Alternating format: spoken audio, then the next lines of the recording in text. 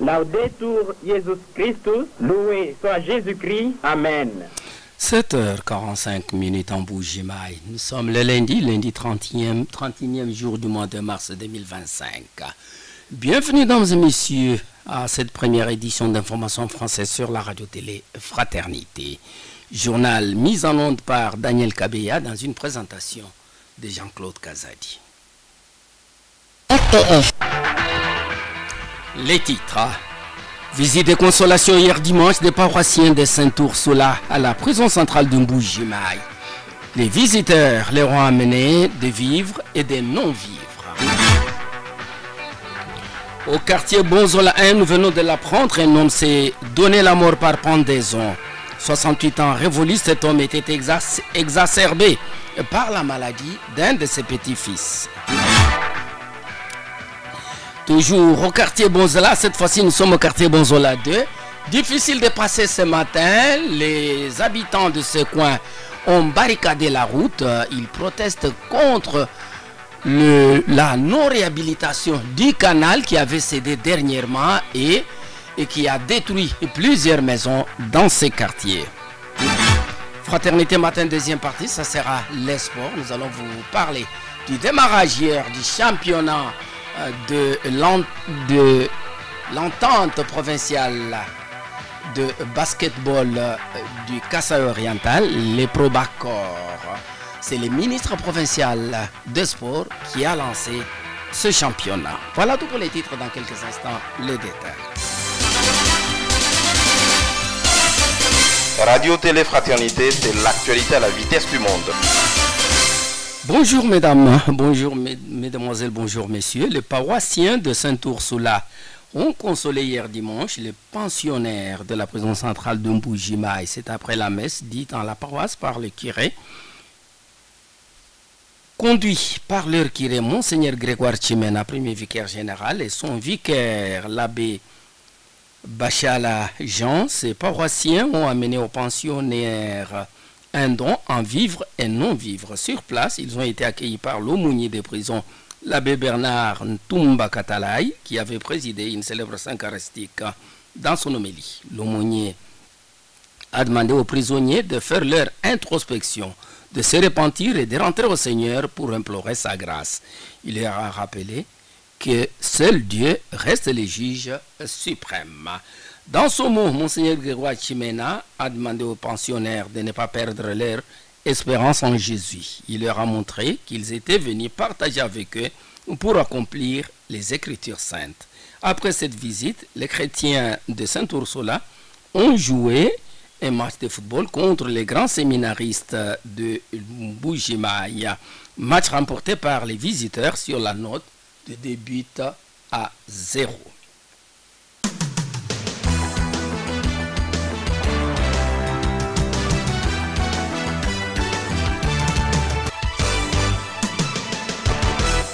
Je le disais en titre, au quartier Bonzola 1, communément appelé Tchassassa, un homme s'est donné la mort par pendaison. Les faits sont survenus hier dimanche vers 18h. Michel Mukendi, d'Evray pour les amis, 68 ans révolu, s'est pendu dans sa maison avec un câble électrique. Selon les témoignages recueillis sur place, c'est la maladie d'un de ses petits-fils qui serait interné à Lubumbashi qui l'aurait poussé à se donner la mort. Son corps a été amené à la morgue après les constats des autorités. Les habitants du quartier Bonzola 2, communément appelé Tchassassa, ont barricadé ce lundi matin l'avenue de la cathédrale. Ces habitants, fâchés du fait que les travaux de réhabilitation du canal qui avait cédé dernièrement et causé beaucoup de dégâts, ont décidé d'exprimer leur colère en barricadant la route et en brûlant de pneus. Cette situation perturbe la circulation sur cet axe où plusieurs élèves passent pour se rendre dans les écoles situées sur la colline de Bonzola. Également, de malades se rendant aux hôpitaux situés sur la colline de Bonzola ont eu des difficultés pour se rendre au lieu de soins. Les autorités sont interpellées pour trouver des solutions rapides à ces dossiers du canal qui a cédé et qui a détruit plusieurs maisons dans ces quartiers. Nous ne cesserons jamais de dénoncer l'inconscience et l'incivisme de certains de nos compatriotes est-kassaïens. Ces inconscients détruisent ce que les autorités s'évertuent à construire. C'est croire qu'ils sont contre tout développement du Kassai oriental. Les cas les plus probants est celui du pylône 12 sur la ligne haute tension alimentant la ville de Mbuji-Mayi. Des exploitants artisanaux du diamant sont allés faire leur sale besogne jusqu'à toucher les socles de ces pylônes qui est placé dans les marécages de la rivière Lubilangi au niveau du pont Tidiendela. Ces pylônes menacent de tomber dans la rivière. Peut-on s'imaginer la suite pour ceux qui se baignent ou qui font leur lessive dans cette rivière? En plus, la ville de Mbuji-Mayi, qui a déjà beaucoup de difficultés dans l'approvisionnement en énergie électrique, va être plongée dans les noirs. Que dire de la NRK et de ses travailleurs? Ces inconscients ont fait leur travail et ils sont partis. Personne n'a vu venir les dangers. Et pourtant, il y a des autorités locales placées à tous les niveaux et les services de sécurité. Cet acte n'est-il pas une autre agression plus dangereuse que celle de l'Est? Le ministre provincial de Ressources hydrauliques et électricité qui est descendu sur place annonce une solution urgente pour préserver la population. C'est de soutenir ces pylônes avec un câble pour l'empêcher de tomber. C'est en attendant la saison sèche pour son déplacement. Ceci va engendrer de fonds qui pouvaient servir à d'autres travaux de développement de la province. Comprendre qui voudra. RTF. L'actualité, c'est nous. Le mois de la femme touche à la fin et nous, au cours de ce mois, nous vous avons présenté quelques femmes qui sont dans les divers domaines. Celle dont je vous parle aujourd'hui est l'une des figures de l'engagement citoyen au Kassai oriental. Rachel Kapinga Chamala, coordonnatrice provinciale de la nouvelle société civile congolaise, nous partage son expérience en ce 31 mars comme actrice de la société civile. Et d'y avoir rencontré beaucoup d'obstacles, mais le courage l'a aidé à surmonter. Rachel Kapinga appelle aussi à l'autonomisation de la femme. On l'écoute au micro de Sabé Misaka Bumboui.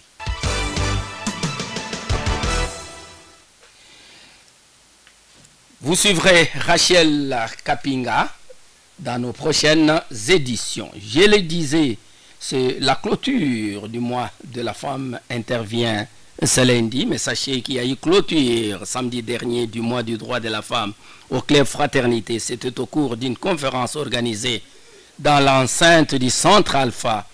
Partant du thème de l'année, la conférencière a montré que la femme doit être indépendante sur tous les plans social, politique, économique, pour faire avancer la province et le pays. Maître Céline Toumba a exhorté les femmes à ne pas vivre dans l'oisiveté, à apprendre à revendiquer leurs droits, car les droits n'est droit que quand on les revendique. Enfin, elle a invité les femmes à quitter l'analphabétisme et doivent apprendre à lire et à écrire. Cet exposé était suivi d'un débat. Au nom des femmes de la Ligue du Club Fraternité, Lili Mwakana, leur présidente, a remercié la conférencière pour sa disponibilité ainsi que l'assistance pour la participation. De même, le président du Club Fraternité a remercié ceux qui, de près ou de loin, ont contribué à la réussite de cette manifestation. José Mbouyi a remercié les directeurs de la radio-télé-fraternité, l'abbé Sébastien Chibumbu Kazumba, pour sa participation et ses encouragements aux femmes du Club Fraternité. C'était avant d'annoncer la tenue de l'Assemblée générale ordinaire le 12 avril 2025 prochain. Dans son mot de clôture, les directeurs de la radio-télé-fraternité ont salué l'organisation de cette manifestation en faveur des femmes du club, des auditeurs de la radio-télé-fraternité. L'abbé Sébastien Chibumbu a mis l'accent sur la scolarisation de tous les enfants sans distinction.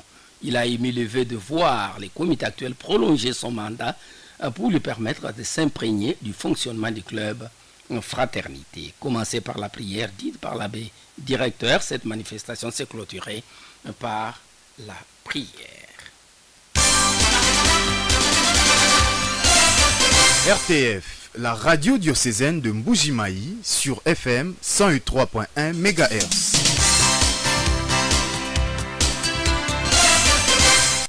En page nationale, nous revenons sur la poursuite de consultation pour la formation du gouvernement d'union nationale. Sami Badibangantité a été reçu par les conseillers du chef de l'État chargé de mener ces enquêtes et Berande Kolongele, Ali Kazadi, et pour nous rendre ses papiers. L'ancien Premier ministre Sami Badibanga a pris part vendredi 28 mars aux consultations politiques qui se sont ouvertes en début de semaine sur l'initiative du président de la République pour la formation d'un gouvernement d'union nationale.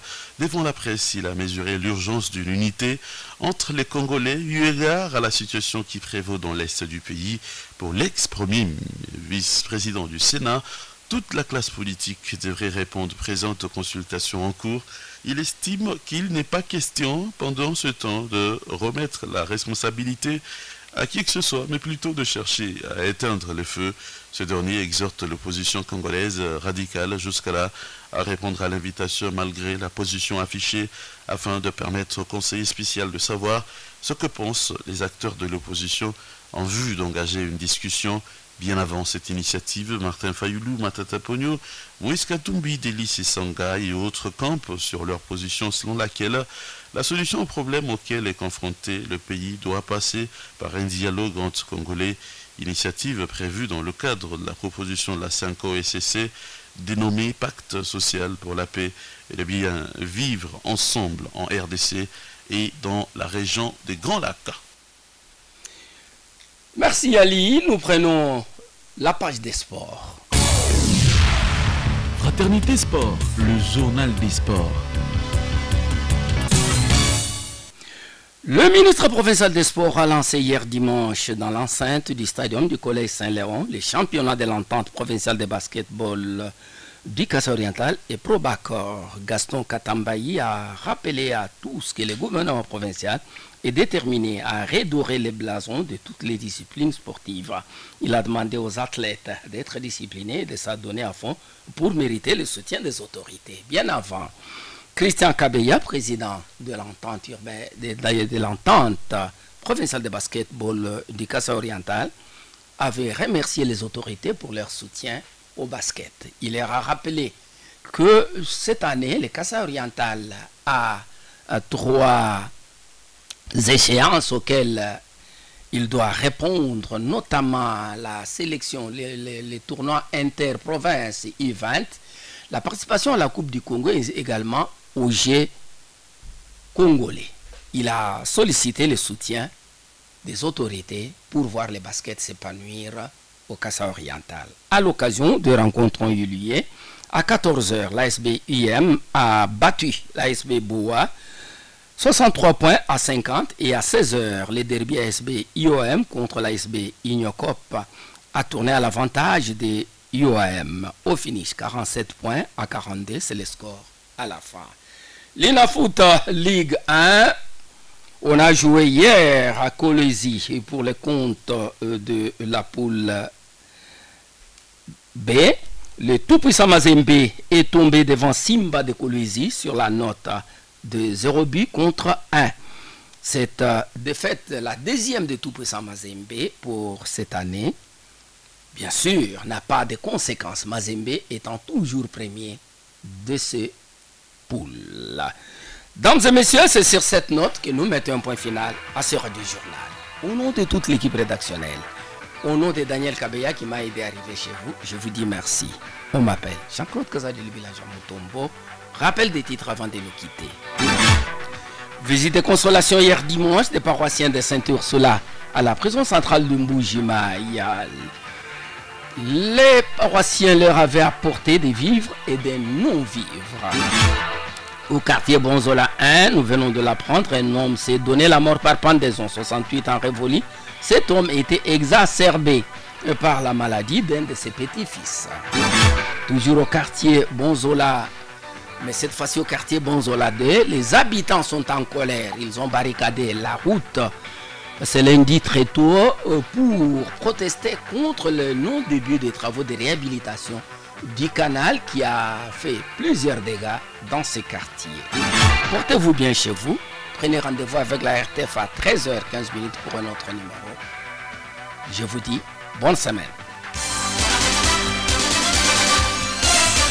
RTF, la radio diocésaine de Mbujimayi sur FM 103.1 MHz.